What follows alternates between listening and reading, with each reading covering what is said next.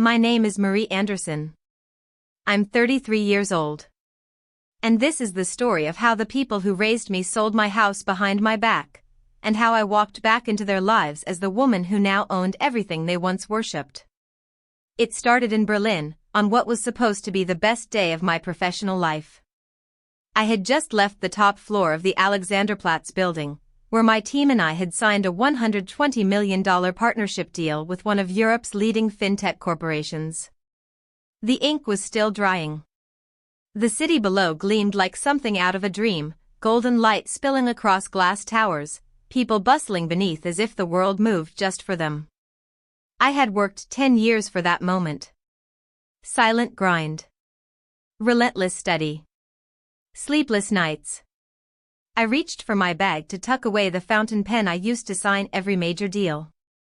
That pen had been a gift to myself after landing my first consulting contract. It always reminded me where I came from. That's when my phone buzzed. A single vibration. A single notification. Subject: the house is sold, sweetheart. From Mom. I felt my breath lock in my throat. In that bright, echoing lobby, surrounded by marble floors, glass walls, and strangers in suits, I stood frozen. For a moment, everything faded. The voices. The heels. The laughter from the barista station. All I could hear was my pulse pounding in my ears. I opened the message. We just received a wonderful offer, far higher than that small down payment you once made, so we decided to sell. All the paperwork is done. This will be a new beginning for everyone. A new beginning? I blinked at the screen, the words dancing in front of my eyes. That small down payment she mentioned? That was 6 years of my life. Every mortgage payment, repair job, property tax, paid by me. I had bought that house for my future. For peace. For a place I could finally call mine after years of being treated like I was never enough.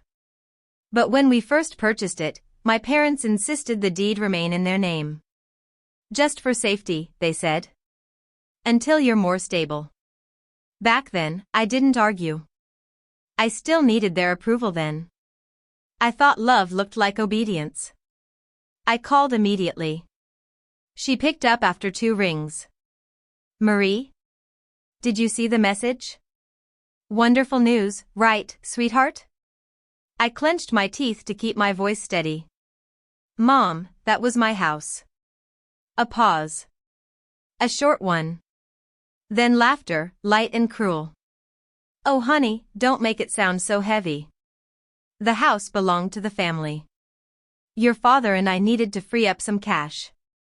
The company's hitting a rough patch, you know how it is. I shut my eyes, as if that would steady the room swaying beneath my feet.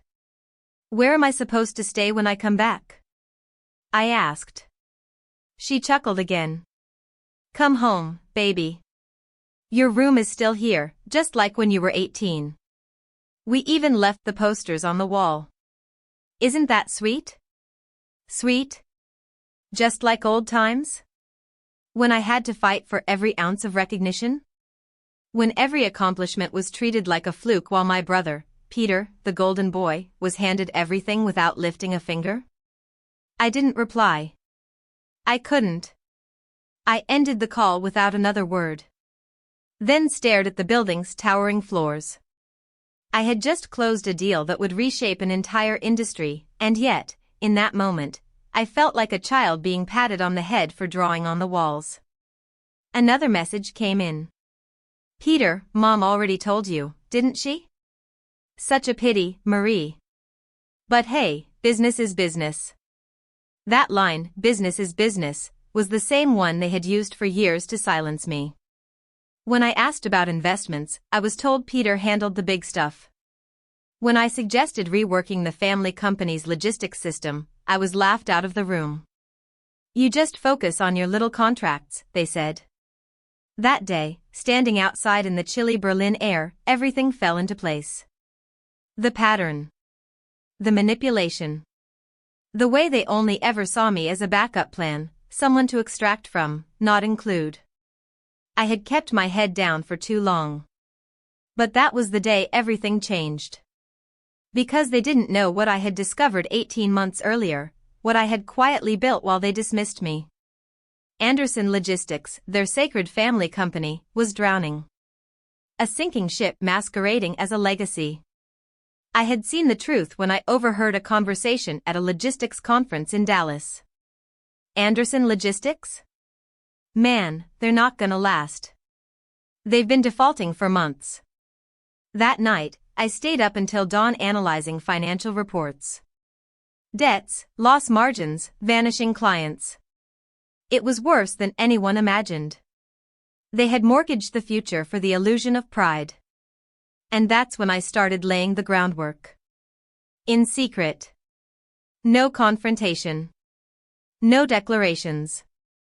Just action. I built shell companies. I used partnerships through Dominion Strategic Group. I hired private auditors. I acquired their debt quietly, through legal channels. I made deals they would never trace back to me, until it was too late. Because this time, I wasn't going to beg for a seat at their table. I was going to own the entire table, and the building around it. The Berlin sky was overcast the next morning, a sheet of gray that mirrored the steel resolve forming in my chest. From my hotel room, high above the city streets, I stared out over the Spree River and opened the file I had started 18 months earlier. It was named plainly, Anderson Logistics, Contingency Plan. Inside were months of strategy, research, contracts, and names. Every move was laid out with surgical precision. I hadn't just come to Berlin to sign a fintech deal. That was only part of the chessboard. Dominion Strategic Group, my company, had been systematically acquiring controlling interests in Anderson Logistics through intermediaries and silent partners for over a year. The logistics world is small. Smaller than people think. And in that world, Anderson Logistics was now a joke with a glossy exterior, one final gust from collapse. And I was that gust. All I needed now was one final piece of the puzzle. 2 days later, it came. I sat across from a German banking consultant with connections in U.S. real estate. With his help, I had tracked down the ownership trail of the development firm that had purchased my house, the house my parents sold behind my back. As I flipped through the papers confirming the acquisition, my name now appearing as the new owner of that very development company, I felt nothing. No joy. No rage. Just confirmation. This wasn't about the house anymore. This was about something they never thought I'd earn, the power to choose what came next. I flew back to Chicago. From the window of the Dominion Strategic Group headquarters, I looked out at the city that raised me, tested me, and taught me what survival meant. I remembered riding the L train with a cracked backpack, listening to finance lectures on a second-hand MP3 player, saving every dollar I had from part-time jobs just to eat and pay off school fees. Now, I stood in the same skyline where my parents once told me, "You don't understand how real business works." I understood more than they ever knew. The night before the Anderson Logistics board meeting, I reviewed every clause of the ownership contracts. Dominion now legally held 76% of Anderson Logistics. After 2 final transactions were processed that very night, that number would rise to 78%. I didn't sleep. Not because I was nervous, but because I wanted to remember every detail of what they had taken from me, and everything I was about to take back. That morning, dressed in a fitted charcoal blazer and low black heels, I stood in front of the mirror. No one would see the girl they used to dismiss. No one would dare. I arrived 10 minutes early to the boardroom. I didn't walk in through the front entrance. I didn't announce myself. I waited until the meeting began. From behind the thick oak doors, I heard my father's voice. "We can't let some anonymous group hold this company hostage. Peter, we need to buy back those shares. Find out who's behind it." Peter's voice was tight, agitated. "I've tried. The shareholders have all sold. No one's talking. They said the offers were too good to refuse. My mother's voice rang through, sharp but anxious. This has to be some financial ploy. A hostile bid. They won't have the guts to show their face. I opened the door. The sound echoed like a thunderclap. 12 heads turned. Silence swept across the room. Peter's face lost all color. My mother dropped her pen. My father's eyes narrowed, disbelief forming slowly behind them. "Marie," my mother stammered, rising halfway. "What are you doing here? This is a private." I walked in without a word, set down my briefcase, and opened it. From inside, I pulled out a set of documents stamped with legal authority and laid them across the center of the table. "These are the official ownership and acquisition records," I said calmly. Dominion Strategic Group now holds 78% of Anderson Logistics. I am the CEO of Dominion. My father's voice cracked. You can't be serious. This is a joke." My voice didn't rise, didn't tremble. "No joke. I began acquiring this company when you were too busy gambling with its future. You never thought to ask who was buying your debt. Now you know." My mother sat down slowly, her lips parted but no words coming. Her face was pale. Peter stood, his fists clenched. "You don't get to do this. This company is our family's legacy." I turned to him, not flinching. "You mean the company you ran into the ground? The one I bailed out with money from the house you sold behind my back?" He opened his mouth to respond, but nothing came. I reached into the folder once more and pulled out the final document. As of today, Ethan Peter Anderson is removed as CEO. Effective immediately. All executive authority now falls under the restructuring team I've appointed. The room went completely still. I continued, my voice steady. "You're not being punished. You're being replaced." My father's hands trembled slightly. "Marie, you're my daughter, how could you do this?" I looked at him. No venom. Just clarity. "The same way you did when you took everything that belonged to me and called it family business." Then I paused, took one last look around the room. "And for the record, the house you sold?" I gave a half smile. "I bought it back. And I'm putting it on the market. No special treatment. No family rates." My mother covered her mouth in disbelief. I stood up and closed the briefcase. "This isn't revenge. It's accountability. You told me business is business. Now I'm just living by your rules." And with that, I turned and walked out, my footsteps echoing down the marble hallway like a promise that everything had changed. The boardroom doors shut behind me with a finality that was almost poetic. I didn't look back. Not even once. Outside, the Chicago wind greeted me like an old friend.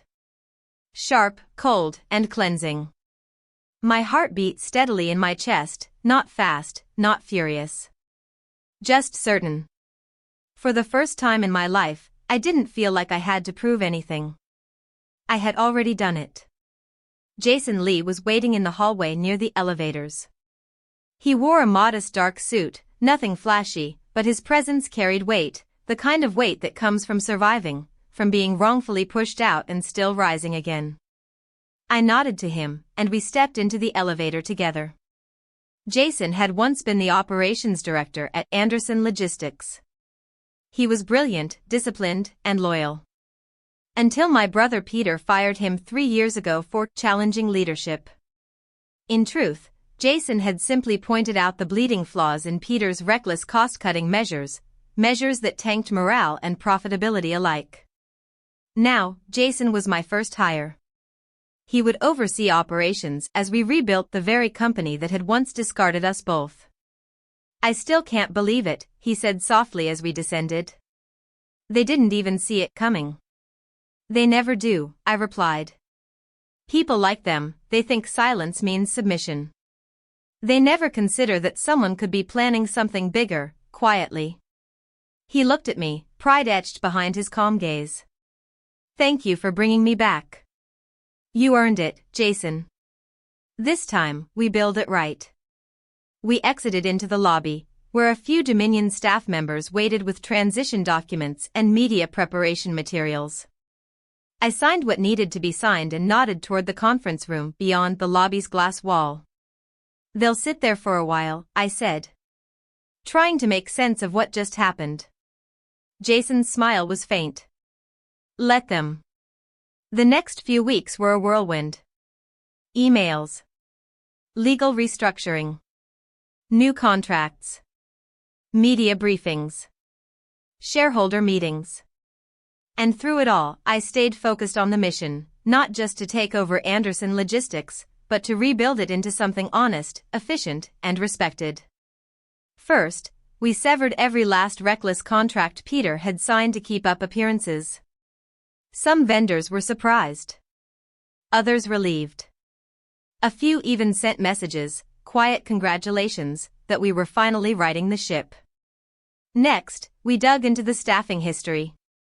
Dozens of names had been dismissed during the company's decline. Many of them weren't dead weight, as Peter had claimed. They were the heart and soul of the operations team. I reviewed each file personally, marking which ones deserved a second chance. One file stopped me cold. Carmen Willis. She'd been with Anderson for 14 years. A logistics manager who used to handle complex overseas routes. She was let go after questioning Peter's sudden decision to cut cargo insurance across the board. He'd fired her in a conference call, mid-sentence. I called her that night. Hello? Her voice was wary, tired. Ms. Willis, this is Marie Anderson. I'd like to offer you your job back. A pause. Then a quiet, emotional exhale. Are you serious? Not just a job, I continued. I'm creating a leadership council. I need people who've seen the company at its best and its worst. I want you on it. She didn't answer immediately. And then, I'll be there Monday. I smiled to myself. For the first time in years, the right people were coming back through the doors, not because of legacy or favoritism, but because they had earned it. I also created something new. The Anderson Rebuild Fund. A portion of every new contract we secured, every success, would go into a fund dedicated to former employees affected by past leadership's mistakes. Career support, training programs, scholarships for their kids. Something real. Something that gave back.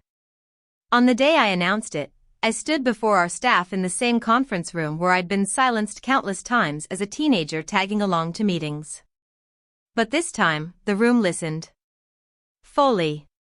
This company has a past we can't ignore, I said. But it's what we do now that defines our future. This won't be a company where family ties matter more than hard work. This won't be a company that forgets who built it. This will be a company where fairness leads. Where effort leads. The applause that followed wasn't thunderous. It wasn't loud. It was firm. And that meant more. Meanwhile, my parents had gone quiet. They had vacated their executive offices. Their names were being removed from the leadership website. My mother tried calling once, but I let it ring. Peter, from what I'd heard, had interviewed at 2 different logistics firms. The Golden Boy was now just another name in a pile of resumes. I wasn't angry at him anymore. Not even bitter. He would survive. But he'd have to earn what came next. Because if there was one thing I learned through all of this, it's that legacy means nothing without integrity.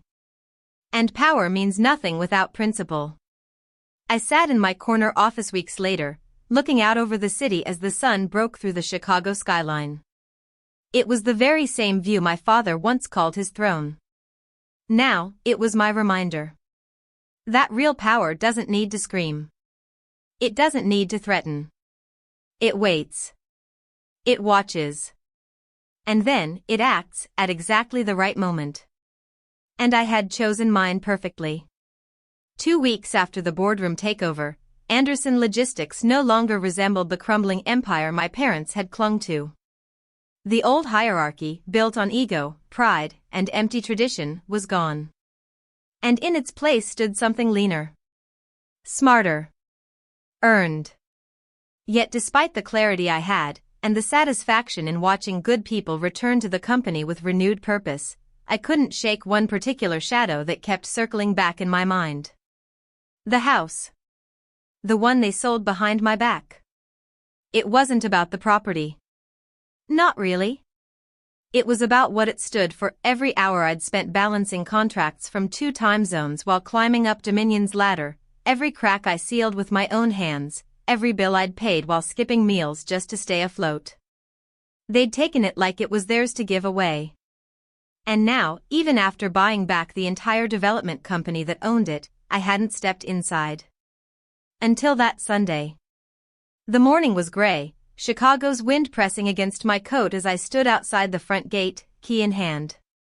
The house looked almost the same: white pillars, brick steps, the rosebush I had planted from clippings at my grandmother's garden, all still there. But it felt hollow.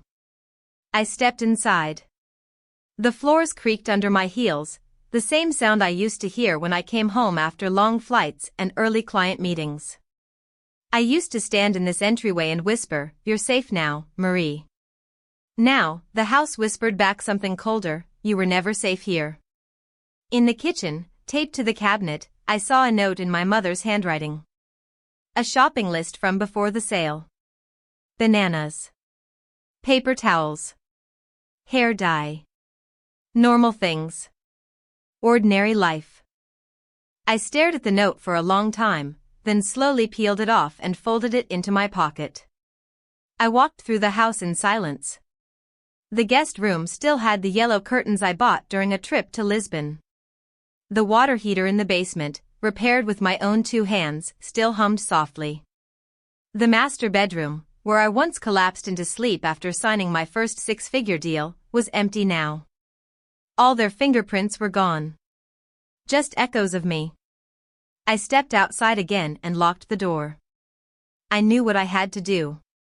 On Monday, I met with a realtor from Dominion's real estate division. I handed over the deed and gave her very clear instructions. Sell it. Market price. No emotion. No favors. She blinked. Are you sure? This house. Yes, I cut in gently. It's just a house.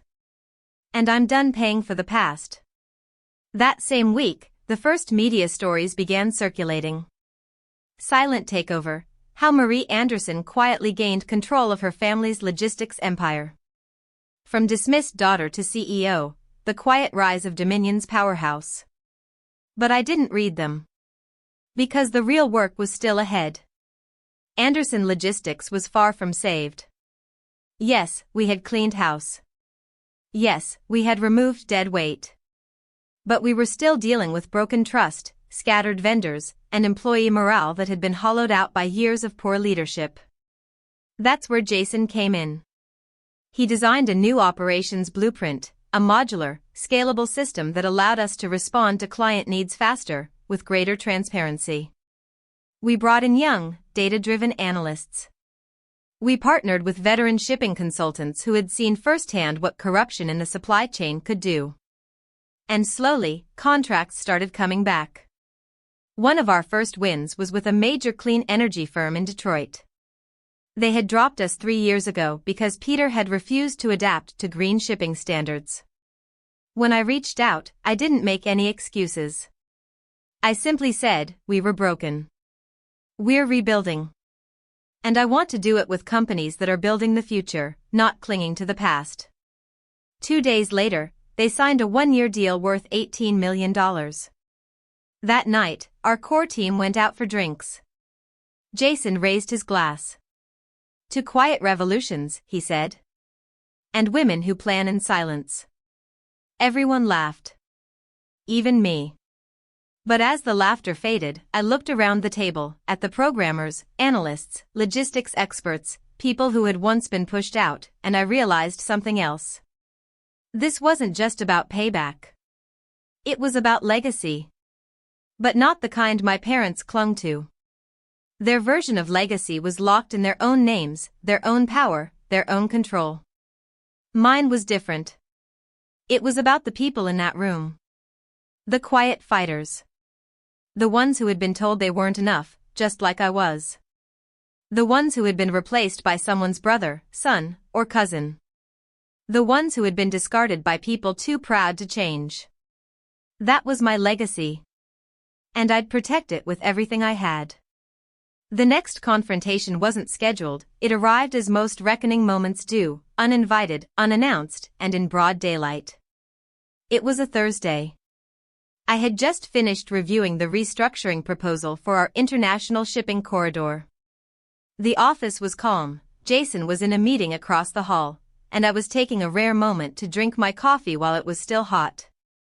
That's when my assistant's voice came through the intercom. "Marie, your parents are here. They're in the lobby." I didn't move. I stared out the window for a long time. The city outside was buzzing with life. I felt strangely detached, as if the version of me from years ago, the daughter begging to be seen, was whispering behind my shoulder, "Don't you dare flinch." "Send them up," I said quietly. When the elevator doors opened, the air changed. My father stepped out first, his salt and pepper hair thinner than I remembered, his tailored coat still screaming a wealth he no longer fully held. My mother followed, wearing pearls and an expression she likely thought was neutral. But I saw the fear in her eyes. I stood as they entered my office, offered no seat, and remained behind my desk. This wasn't disrespect. This was balance being restored.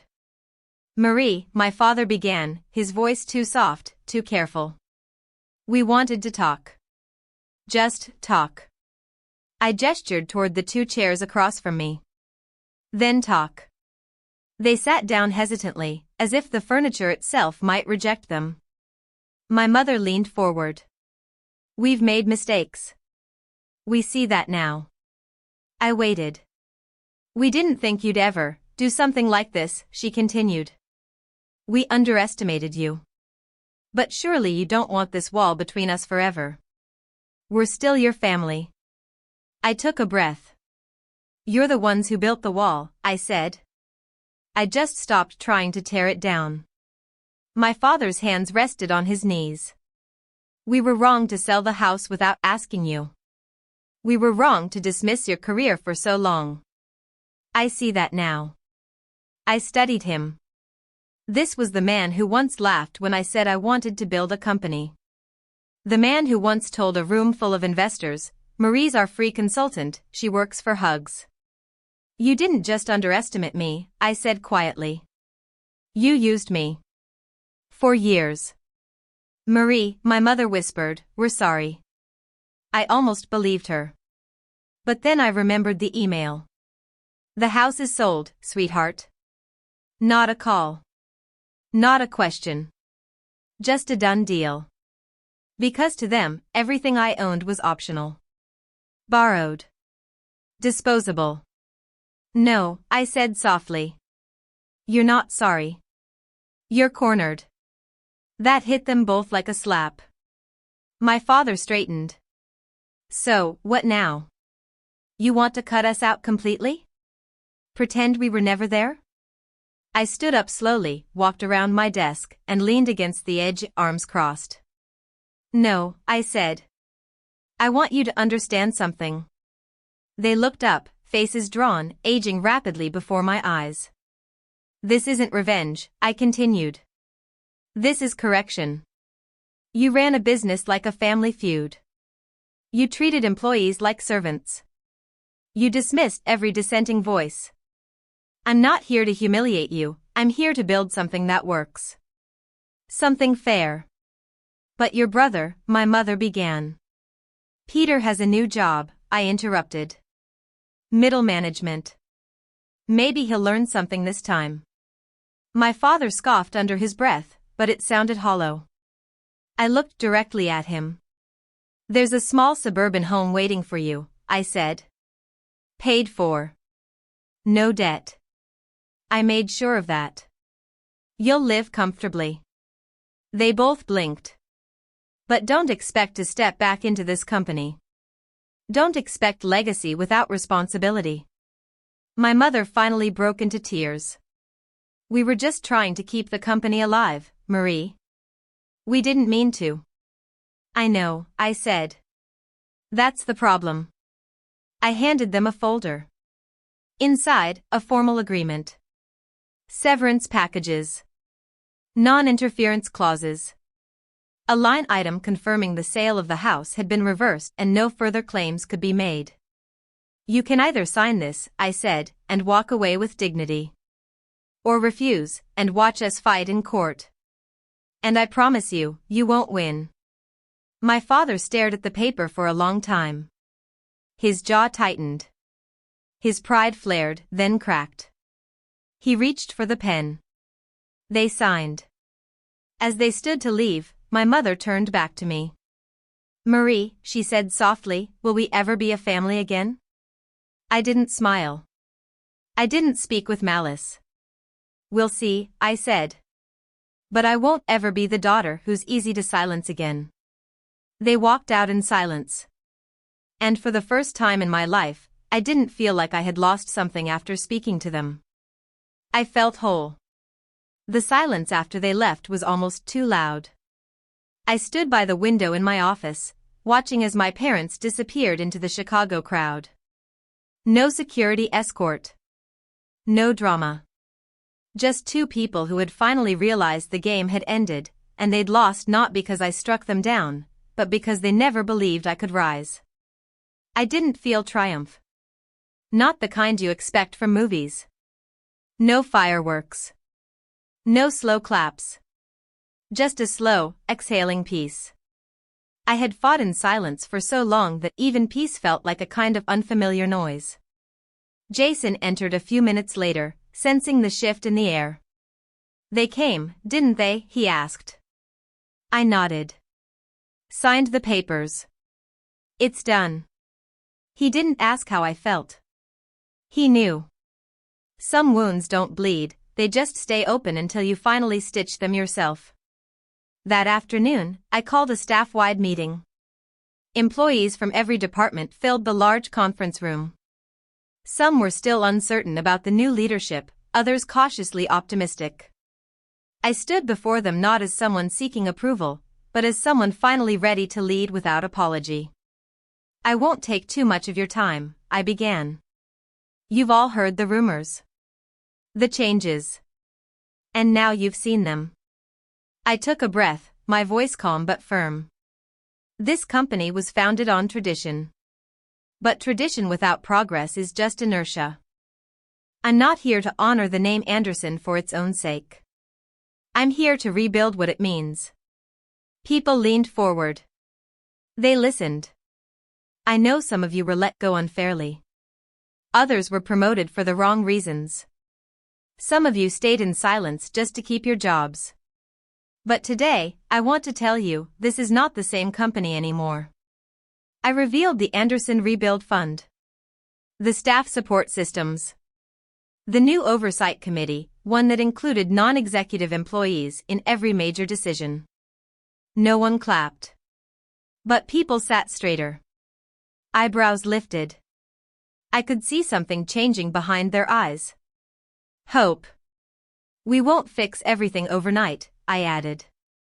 But I promise you this, no more family favoritism. No more games. You do the work, you rise. Afterward, a veteran dock manager who had been with Anderson Logistics for 26 years pulled me aside. He shook my hand and said, "Your grandfather would have been proud. Your father, not so much. But this? This is what the company needed." I smiled, genuinely. Later that week, an anonymous op-ed ran in a local business magazine. Marie Anderson didn't take revenge. She gave the company the leadership it never deserved, until now. I clipped it, not for vanity, but as a reminder. Not every win needs to be loud. In the months that followed, contracts grew. Profits stabilized. Employees who had walked out years ago returned, not because they were begged, but because they finally believed again. And yet, part of me still held on to that younger version of myself, the one who had once slept in a cramped apartment, fighting for consulting gigs with nothing but her name and a laptop. The one who cried into her coat sleeves when she saw the sold sign on the house she worked so hard for. That girl still lived inside me. She reminded me every morning not to forget where I came from. Not to become the very people who once dismissed me. And so I did something that wasn't on any spreadsheet. I started visiting the employees whose careers had been cut short unfairly. Not to offer handouts, but to listen. To ask what they needed. What they dreamed of. One of them, a woman named Felicia Green, had been a procurement analyst. She now worked nights as a cashier while raising 2 kids. "You don't remember me," she said when I showed up at the corner store where she worked. "I remember everything," I said. "You once found a 6-figure error in Peter's vendor system. And he fired you 2 days later." Her eyes filled with tears. I offered her a role in the new compliance division. "You don't owe me anything," she said. "Yes," I replied. "But the company owes you. And I intend to pay every one of those debts." Felicia started the next Monday. So did 12 others like her. We weren't just fixing numbers. We were healing people. And the more we did it, the more I realized this wasn't just a corporate turnaround. It was a quiet revolution. And I was ready for what came next. 6 months later, I stood in the same boardroom where everything changed. The long oak table was polished, the room warm with sunlight filtering through the high windows. But this time, the atmosphere was different, energized, calm, focused. Around the table sat people who had once been pushed out, overlooked, or ignored. Now they were the heartbeat of Anderson Logistics. Jason sat at my right, reviewing the quarterly metrics. Carmen Willis leaned forward, highlighting improved shipping response times since we switched to regional dispatch hubs. Felicia spoke next, presenting findings from her vendor integrity audit, an initiative that uncovered years of hidden markups under Peter's old regime. Every voice was heard. Every chair was earned. When the meeting ended, no one rushed out. People lingered, laughing, sharing ideas. That was the true culture shift. You can change numbers in a spreadsheet, but changing a company's soul takes something deeper: time, patience, and a refusal to lead with ego. I walked back to my office, stopping briefly at the hallway where, years ago, I had once waited outside for a chance to speak, ignored, brushed off, invisible. Not anymore. My office door now bore my name, Marie Anderson, CEO. Inside, I stood by the window with a view of the lake. The city moved in waves below, steady, relentless, alive. The world had no idea how much had changed in this building. But I knew. A soft knock sounded at the door. It was my mother. She looked older now. Smaller. Time had humbled her in ways I don't think she expected. "I was told I could stop by," she said quietly. I nodded. "Come in." She walked slowly to the center of the office, her hands clasped tightly in front of her. "I won't take much of your time. I just wanted to say thank you." I said nothing, waiting. "For giving us the house," she continued. "You didn't have to do that. And for not dragging us through court when you could have." "I didn't do it for you," I said plainly. "I did it because closure matters." She nodded. "We didn't know who you were becoming." "No," I agreed. "You never asked." A long pause. Then she stepped closer, her voice cracking. "I hope one day we'll earn our way back." I didn't respond. I didn't know if I believed that yet. She turned to leave, but paused at the door. "You were always the one with the real strength, Marie," she whispered. "We just didn't see it." Then she was gone. I stood still for a long time. It wasn't forgiveness. But it was something like release. Later that afternoon, Jason and I met with the press to formally announce the Anderson Rebuild Initiative, a national campaign offering logistics scholarships and retraining to people from underserved communities. For every job we restore, for every future we repair, I said at the podium, we rewrite the story of who gets to lead. And who gets to be believed. The press coverage was massive. But again, that wasn't the goal. The goal was simple: build better. Quietly. Boldly. Without apology. That night, I returned to my apartment and stood on the balcony. The air was crisp, the lights of the city blinking gently below. I thought about that first email. The house is sold, sweetheart. How it had shattered me. And how I had rebuilt from those very shards. I thought about Peter, working a job now where his name didn't carry automatic weight. About my father, who now spent his days gardening and avoiding the news. About my mother, who finally seemed to understand the damage she helped create. But most of all, I thought about the thousands of people whose lives would be touched by this new Anderson Logistics, built not on nepotism, but on integrity. A legacy, not of power, but of justice. Because the truth is, I never wanted revenge. I wanted respect. And now, I had something better: impact. They sold my house behind my back. They dismissed me for years. But I came back with more than money, more than control. I came back with purpose. And I used that purpose to change everything. This isn't a story about getting even. It's a story about rising so high, they have no choice but to look up. Never underestimate the quiet ones. Never assume the one being overlooked isn't taking notes. Marie didn't need revenge, she needed power. And once she had it, she used it to rebuild what others destroyed. If you found Marie's story inspiring, drop your thoughts in the comments. Have you ever been underestimated by your own family? Let us know. And don't forget to subscribe to Revenge Echoes for more powerful, emotional stories that speak louder than revenge.